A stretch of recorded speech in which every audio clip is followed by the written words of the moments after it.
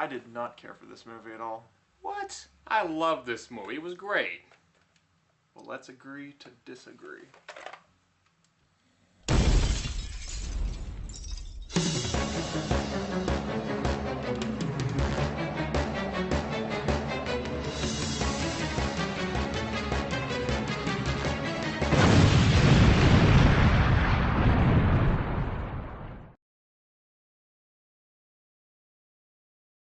BroadswordMedia coming to you with another movie review. Yeah, this time we're doing Men in Black 3. Now let's talk about the first two first of all. Men in Black 1, that was a really great movie. It was really well done. The acting was great. The storyline was perfect. Everything looked visually beautiful too. Yeah, it's a fun movie. You go in there and, Will Smith's chasing aliens and stuff, and it's just like, oh, hey, and what's Will Smith? I love Will Smith. He's one of my favorite actors. Always has been.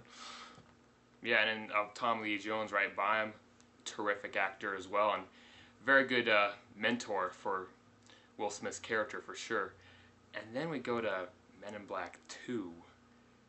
Yeah, no, this movie, I saw it a long time ago. I remember nothing. It's gone.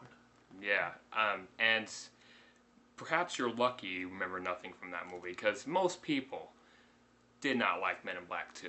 It was a huge disappointment. You would expect after such a good movie in Men in Black 1 that Men in Black 2 would at least be pretty good. But it just wasn't there. The villain was totally uninteresting. It was this alien disguising itself as like some Victoria's Secret model. It's like they're trying to do that sex appeal thing. And that just doesn't make a good villain. I guess my mind kind of put like a block on it. Right? It's just like, yeah, you don't need to remember this. So. Yeah. Pretty much just say that Men in Black 2 didn't exist and Men in Black 3 is the sequel to 1. Mm-hmm. So Agent J, Will Smith, wakes up one day. Agent K, Tommy Lee Jones, no longer exists, which forces J to go back in time and stop him from dying. Young Agent K, played by Josh Brolin, you can tell just by looking at him that it is Agent K.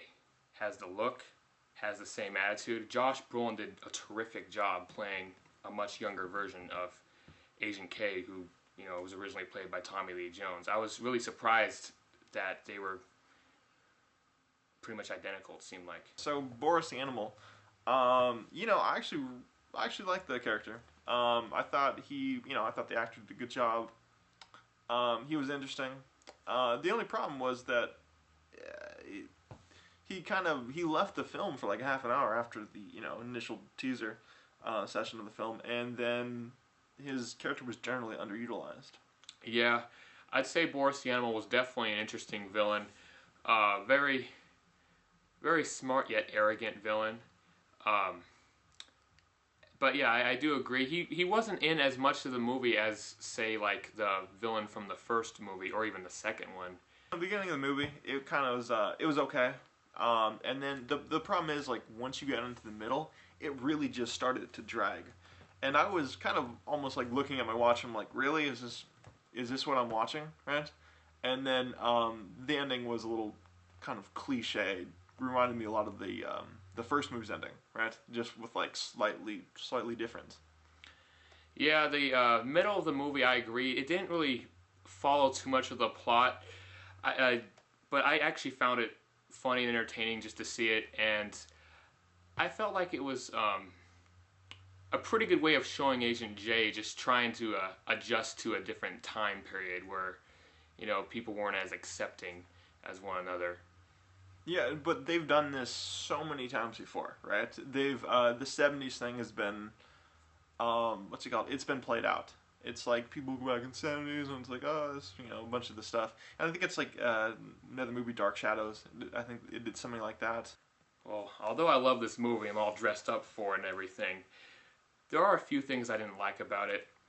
I already knew Agent K was going to disappear from existence, and I felt like they took a little too long to do that. It's that whole premise of that secret society protecting the citizens of the world against alien races, even back in the 60s when they, when really we had no access to outer space, yet we're policing aliens that are coming to our planet with spaceships and interstellar transport. I don't know, it doesn't really make much sense to me. So let's talk about numbers. I really enjoyed this movie. It's not as great as the original, but I thought it was really good. I'm giving it a 9.1. I personally did not like this movie as much. Going with 5.4. So that brings our average to 7.3. Hope you enjoyed this video. If you liked it, please like, comment, and subscribe. In the future, we'll be bringing you Battleship and Prometheus, so stay tuned. So, do you know why you don't remember anything about Men in Black 2? What is that? Well, you were so traumatized with how god-awful that movie was that I actually neuralized you. Well, that's probably for the best. Yeah, I'd say so. You know, I didn't even like your review of this movie, so I'm going to neuralize you right now.